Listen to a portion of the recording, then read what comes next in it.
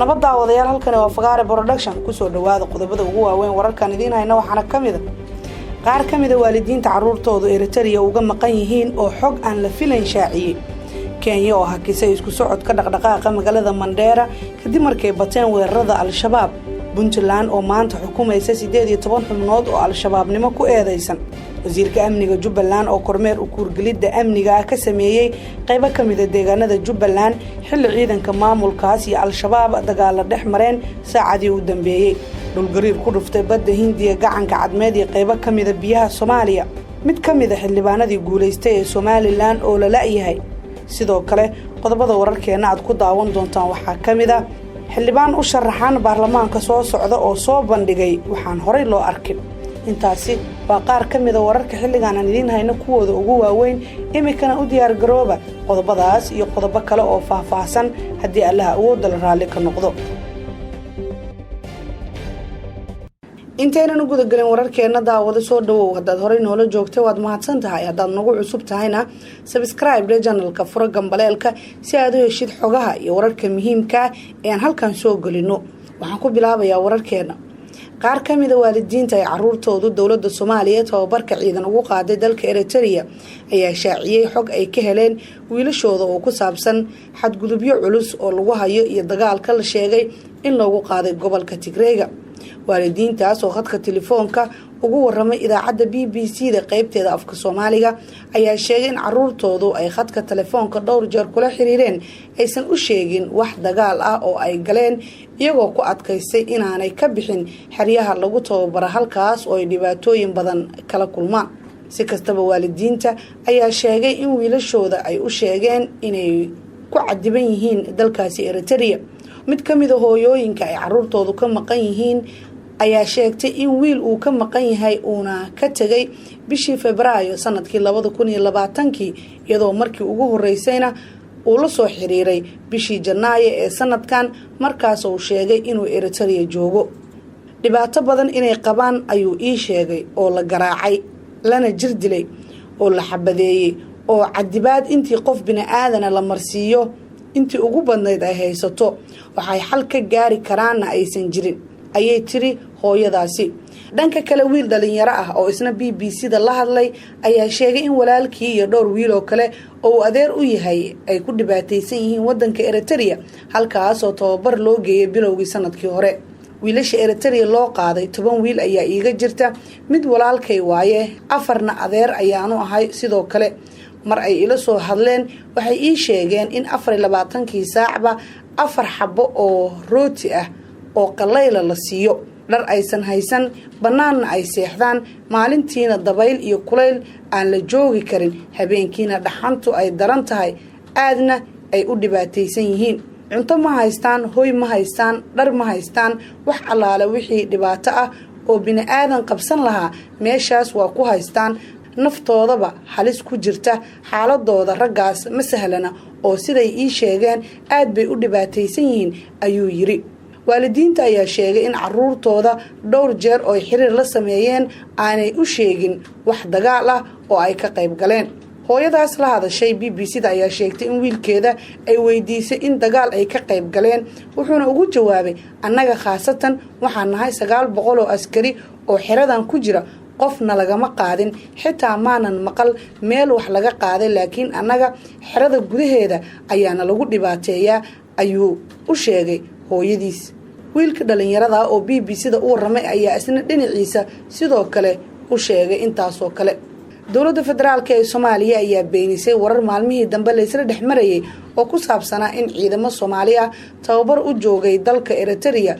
ay ka qayb qaateen dagaalkii dhawaan ka dhacay gobolka Tigreega ee waqooyiga Itoobiya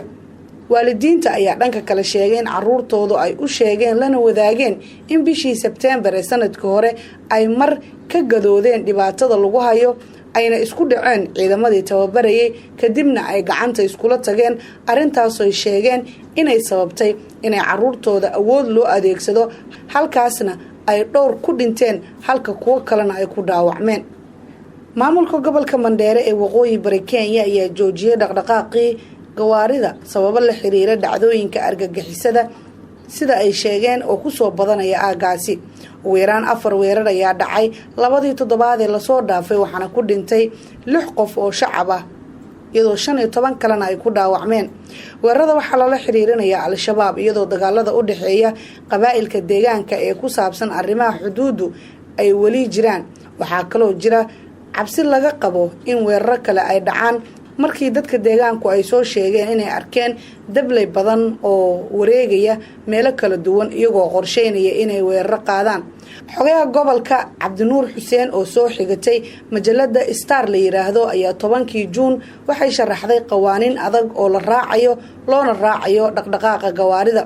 sida la socotaan xaaladda nabadgelyo ee hadda jirta aad bay u kacsan tahay, sidaa darteedna waa inaan taxadar dheeraada muujinaa dhaqdhaqaaqa gawaarida rasmiga ah ee aan wadno ayaa lagu yiri qoraalka. wuxuu hadalkiisa intaa ku daray sidaa darteed waxaa lagula talinayaa in si adag ay u ilaaliyaan xeerka la dejiyay ee khuseeya dhaqdhaqaaqa gawaarida si looga feejignaado weeraro dhaca. al-shabaab ayaa toddobaadyadii ugu dambeeyay waxay weerar ka geysanayeen magaalada Mandheera iyo deegaanada ku xeeran. maxkamadda sare ee ciidamada Puntland ayaa maanta magaalada Gaalkacyo uga dhawaaqaysa xukunkii ugu dambeeyay ee 18 xubnood oo kamid ah ururka al-shabaab, kuwaas oo horay maxkamadda darajada koowaad ee ugu xukuntay dil toogasho ah.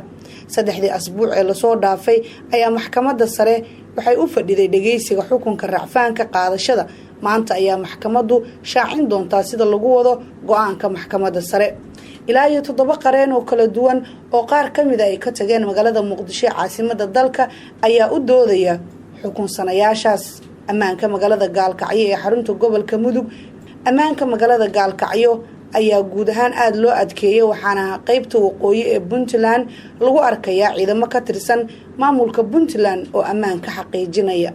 wasiirka amniga dowlad goboleedka Jubbaland General Yuusuf Xuseen Cismaan Dhuumaal ayaa kormeer u kuurgalida gaar ahaan xaaladda howlgallada ciidamada waxa uu ku tagay deegaanka Buulogaduud iyo Baarsanguuni, halkaas oo ay fariisina ku leeyihiin ciidamada daraawiishta Jubbaland iyo kuwa xoogga dalka. wasiir Dhuumaal ayaa kulamo kala duwan oo ku aadan howlgallada socda la yeeshay saraakiisha ciidamada ku sugan furimaha hore ee dagaalka ee Buulogaduud iyo Baarsanguuni ee gobolka Jubbada Hoose. wasiir General Dhuumaal ayaa uga mahadceliyay ciidamada Jubbaland iyo kuwa xoogga dalka howlgallada ka dhanka al-shabaab oo ay ka wadaan deegaano ka tirsan maamulka Jubbaland oo ay ku sugan yihiin al-shabaab. General Yuusuf Xuseen Cismaan wasiirka amniga Jubbaland ayaa ciidamada u ballan qaaday in socdaalkiisan uusan ahayn ama mar kaliya ku kooban, balse uu si joogto ah ula socon doono xaaladaha ciidamada qaybahooda kala duwan. ciidamada daraawiishta Jubbaland iyo kuwa dowladda federaalka ah ayaa deegaano ka tirsan gobolada maamulkaas waxay ka wadaan howlgallo ka dhana al-shabaab, waxaana xilliyada qaar dhaca dagaalo ay ka dhashaan khasaare isugu jira dhimasho dhaawac. dhinaca kale ciidamada xoogga iyo kuwa dowlad goboleedka Jubbaland ayaa howlgal qorsheysan oo ka dhana al-shabaab waxay ka sameeyeen deegaano dhowr oo dhaca galbeedka magaalada Kismaayo. kumaandooskan ayaa khasaare xoogan gaarsiiyay sida ay sheegeen dagaalamayaasha al-shabaab, iyadoo halkaasi lagu dilay 16 xubnood oo ka tirsan al-shabaab, halka tiro intaa ka badanna lagu dhaawacay. sida uu sheegay taliyaha ururka 5aad guutada 16aad ee kumaandooska xoogga dalka ee Danab Carab Dheeg Axmed. howlgalkan oo ay qayb ka ahaayeen ciidanka NISA qaybta Jubbaland ayaa waxa baaritaano lagu sameeyay deegaanada al-shabaab ay isaga baxeen. wararka naga soo gaaraya magaalada Berbera ee Somaliland ayaa sheegaya in nolol iyo geeri lagu leeyahay xildhibaan ku soo baxay doorashadii golaha deegaanka ee Somaliland kaas oo lagu magacaabo Nuur Cadde. mid kamid ah odayaasha dhaqanka magaalada Berbera oo la hadlay warbaahinta ayaa u sheegay in muddo 5 cisho ah uu meel uu jaani cirib dhigay la yahay xildhibaanka kadib markii loo doortay xubin ka tirsan golaha deegaanka. sidoo kale wuxuu shaaca ka qaaday in loo malaynayo in la afduubtay xildhibaan Nuur Cadde, isagoo ugu baaqay madaxda Somaliland inay ka qayb qaataan raadinta xildhibaankaas. Caaqil Maxamed ayaa sidoo kale intaa ku daray in muran siyaasadeed uu ka dhashay doorashadii ka dhacday Berbera taas oo ku soo baxay mudanaha la laayahay. waxaa kale oo ka dalbaday madaxweynaha Somaliland Muuse Biixi Cabdi inuu soo farageliyo arrintan maadaama ay tahay mid ku cusub deegaanada maamulka Somaliland. ehelada xildhibaankan ayaa sidoo kale walaac ka muujinaya xaaladda uu ku sugan yahay maadaama aan wax warar laga haynin muddo 5 cisho ah. ilaa hadda ma jiro wax wara oo ka soo baxay saraakiisha laamaha ammaanka ee Somaliland oo ku aadan dhacdadaasi. ugu dambeyntiina mudane Maxamed Aadan Xarbi oo ah aqoon-yahan da'yara kana soo jeeda degmada Yeed ee gobolka Bakool ayaa soo bandhigay waxyaabaha uu qaban doono iyo heerkiisa waxbarasho haddii uu ku guuleysto kamid noqoshada baarlamaanka soo socda ee dowladda Soomaaliya. mudane Maxamed Aadan Xarbi oo in ka badan 15 sano ka soo shaqeeyay arrimaha bulshada, samafalka iyo gargaarka, dowlad dhisidda iyo cilmi baarisyo kala duwan ayaa waxa uu sidoo kale la soo shaqeeyay hay'adaha kala duwan ee kala ah WFP, UNDP, UNHCR, WVI, MOD iyo waliba DFID. mudane Xarbi wuxuu aqoontiisa dugsiga hoose dhexe iyo heer jaamacad ku qaatay dalka Kenya, halka shahaadada heerka sare uu ku kala diyaariyay dalalka Ingiriiska iyo Jarmalka. mudane Maxamed Aadan Xarbi waxa uu sidoo kale ka soo shaqeeyay naqshadeeyayna fuliyayna sidoo kale mashaariic iyo barnaamijyo kala duwan oo dalka Soomaaliya ka hirgalay. Xarbi waxa uu hadda u sharaxan yahay doorashada baarlamaanka Soomaaliyeed ee sanadka 2011. astaantiisuna waxa ay tahay HOB 056 ama HOB eber 56. xildhibaanka ayaa ballan qaaday hadduu kursigan ku guuleysto inuu wax badan ka bedeli doono kana qaban doono deegaanada uu ku matalayo kursigaasi.